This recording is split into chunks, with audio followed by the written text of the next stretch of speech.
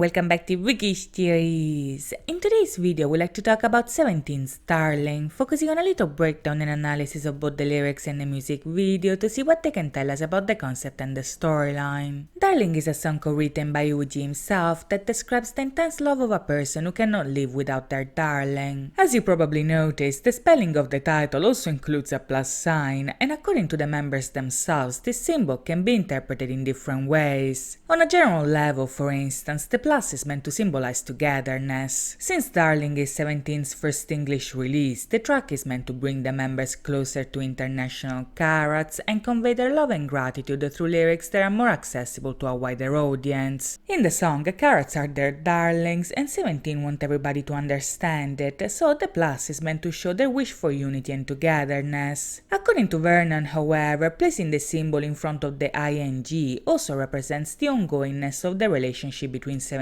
and carats. This means that while the song itself is an homage to unity, this unity is also something that has started developing in the past, continues to this day, and will grow even stronger in the future. Now in the song, this idea is conveyed with 17 confessing their love for their darlings in order to show them how important they are in their lives. The lyrics convey this message by describing a situation where the loved one is gone and they feel so lonely and desperate without them that they feel the need to call 911. As they remember the happy days they spent under the sun, the members realize how much them and their darling used to love and care for each other, so in order to rekindle this relationship, they eventually dial their darling's number because they don't want to say goodbye. This is a very sweet and simple message of love and unity that is meant to give us a peek into the concept of the upcoming comeback, but when it comes to the video, things start to get a bit trickier because this pre-release seems to be associated to a full-blown story. As we see in the description of the music video, for instance, Darling represents episode 0 of a multi-part narrative, so by the looks of it, the ongoingness described by Vernon will also be reflected in a story that will be developed over time. Since for now we basically just have the prologue of it, the information that we have are still quite limited, but we also have many hidden clues that can help us understand what's going on. At the beginning, for instance, the video opens with Vernon waking up on a broken bridge in the middle of a field. We don't know what happened to him, how he got there, but we already get the sense that something strange is taking place, because even if the flowers on the bridge project a shadow on his face, when he lifts a hand to cover his eyes from the sun, Vernon himself doesn't actually have a shadow at all. Now right off the bat, this is very important because this opening scene already introduces us to the main plot point of this story. You see, in Darling, 17 are in a world of eternal sunshine when the clocks have stopped working and no shadow is there to darken their light. In the video, the boys live together in an underground house full of books and plants, and by the looks of it, they're having a blast together because they're eating, reading and playing all day long. In this world, the sun is a light that shines on them from above, but also a brightness that represents the happiness and cheerfulness that they feel. And this is very important because if we follow the symbolism of their past concepts, then we can say that the sun might represent none other than love itself. Back in the Power of Love trailer, for instance, 17 told us that love is the light that shines on us as well as the miracles in our lives. This is a very fitting description for the beautiful sunlight that shines on them from above, because in the lyrics, them and their darlings are enlightened by the sun as they create happy memories with each other. If in the song their darling is carrots, however, in the video we can say that the members themselves play the role of each other's darlings, because as long as they are together, the boys have fun, play in the fields, and spend their days brightened by the love that keeps the shadows away. As someone himself explained, for instance, the scene where they play hide and seek is meant to represent the happy memories that the members create together. Like it's foreshadowed by Joshua's book, 17 are living shadowless days characterized by happiness, unity and love, and as we saw in Attacca, this moment is none other than their boyhood, which is a time that they wish could never end. If you look closely, for instance, the video is full of broken clocks underwater, and in Yoshi's scene we also see that he's placing yet another one in a fish tank, this time with the word boyhood written on it. This might be a way to show their desire to suspend time and never grow out of this magical youth, and as we see in a second, there are many clues that might confirm this to be true. You see, in the video, the world that they're living in is portrayed like a sort of paradise that is beautiful because they are with each other. This is an idea that is also confirmed by the lyrics of Beautiful written all over the wall, but in the behind the scenes, Oshi explained that this is not heaven, but rather a world of fantasy. In the video, it goes as far as to say that this place is like Neverland, and this is important because Neverland is none other than the magic island where Peter Pan brings children who don't want to grow up. Now, if we take a look at Darling, it turns out that Peter Pan is a huge inspiration for the story the 17 are telling us, not only because the book literally appears in the teaser, but also because the narrative borrows quite a lot of elements from the original story. Much like 17's video, for instance, Peter Pan features a group of lost boys who live together in the home under the ground, and this home even has a small tree called the Never Tree right in the middle of the room. In the original story, moreover, the children play, eat and go on adventures all day long, and much like 17, Peter Pan doesn't have a shadow because it goes running around by itself. On top of that, I would also like to point out that Wendy and her two brothers are literally called the darling children, so we can say that if 17 are like Peter Pan, then carrots can be seen as the darlings who get taken to Neverland to never grow old. When they are in this place, these lost boys and their darlings don't have to worry about growing up, and this carefree attitude is also foreshadowed by all the flowers that we see in the video. When they are in the church, for instance, we see that the members and their darlings are united by their love for music, and the sun that represents this love is replaced by a sunflower, symbol of its light. At the beginning, moreover, we also see Mingyu holding marigold flowers and chamomile daisies. If chamomile daisies represent peace, calm, purity and innocence, marigolds are also called the herb of the sun and symbolize happiness, joy and good luck. As it turns out, however, this good luck is about to run out because much like it happens in Peter Pan, reality soon catches up to the darlings, and this boyhood will involve much more than flowers and smiley faces. At the beginning, for instance, we see that Scoops and Wano are reading a book called Growing Pains, which is a term that refers to the joint pains that kids experience when they grow in size in a short period of time. On a more metaphorical level, however, the growing pains are also the scars and struggles that people experience in their journey to adulthood, and as we see in a second, this journey is about to begin for 17 as well. As it's anticipated by the game of Scrabble that Wano sees the others playing, their shadowless days are about to end, and some shadows are about to grow as a result. Even if the signs that this is about to take place are everywhere, the boys still don't see the difficult journey ahead of them, but soon enough the illusion ends when Vernon eventually joins them doing DK's concert. Bear in mind, back in the opening he was the first one to experience a literal awakening, so when he reunites with the others he shows them that they don't have a shadow by using Joshua and the flower as proof. As we can see from the writings on the floor, this is a very important moment of the story, because if up until now there were innocent boys living in a fantasy world without shadows, Vernon's revelation shatters their beliefs, shows them the reality behind the illusion that they created, and allows them to remember their truth. As we see right away, this truth is not an easy one to swallow, because this awakening essentially destroys their innocence in the process of leading them towards adulthood. You see, if Neverland represents their boyhood and their desire to freeze this moment in time, then Vernon showing them that this is not the real world is something that changes their perspective for good.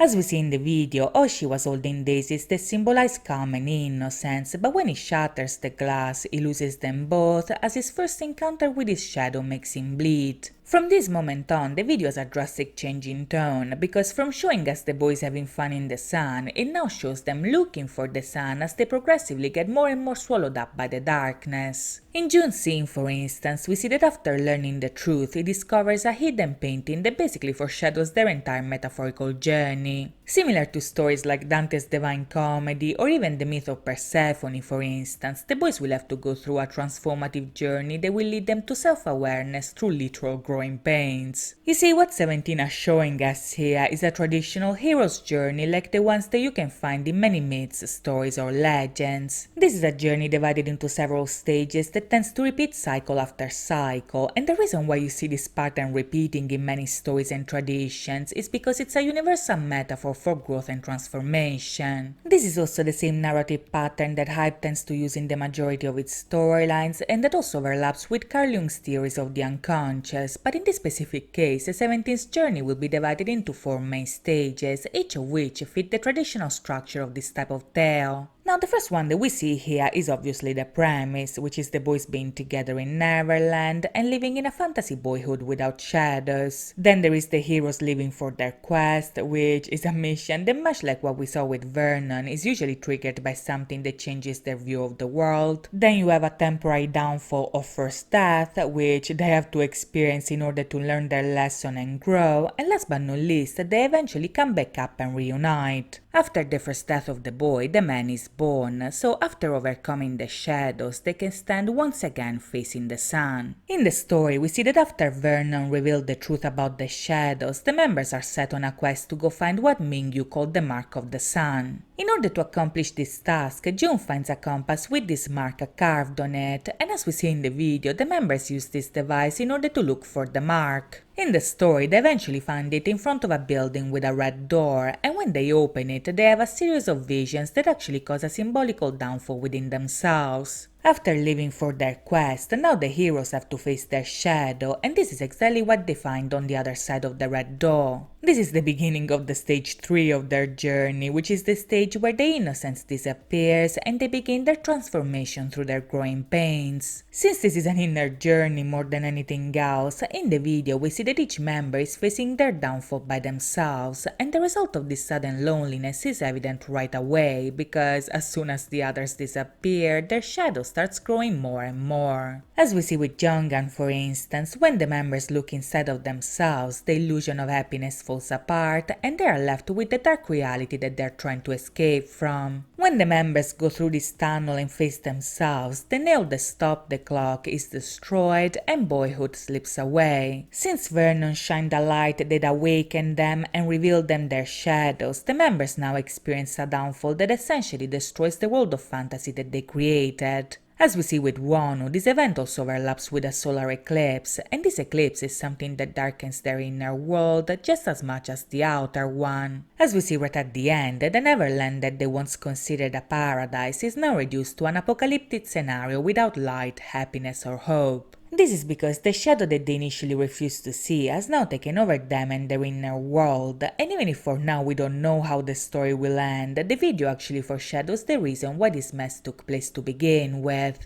If you look closely, when the camera pans out, we see a sign that seems to be saying fear is coming. This might imply that their downfall was actually caused by their fear to face their shadow. Another interesting detail to point out, however, is that the members not only fell, but rather fell backwards, which might actually imply that they reversed back to a state that they previously thought to have overcome. This is very important, I think, because all the way back in 2019, 17 actually had a whole comeback dedicated to fear and actually described it as something that spreads like poison. On top of that, back in that song, the members not only advised their loved one to forget them, but they literally ran away in a fantasy that they created before it was too late. Now, I don't know about you, but in my opinion, this whole idea of forgetting the pain and escaping in a fantasy seems like the perfect setup for what is happening in Darling, and if this is the case, then the whole idea that they are now falling back into it might actually make quite a lot of sense. If in the past they chose to run away and not confront their fear, now this shadow has taken over once again and their Neverland has fallen apart with them inside of it. In this case, the light of love is the only thing that can lead them towards the right direction, but for now, this light has been obscured by the eclipse. Because of that, the story might actually see the return of fear and the members having to deal with it yet again, but to know how things will play out, we'll have to wait and see. In the meantime, I hope you guys enjoyed this video, and if you did, please think about liking and subscribing. As always, thank you so much for watching, guys. I'll see you next time. Bye bye!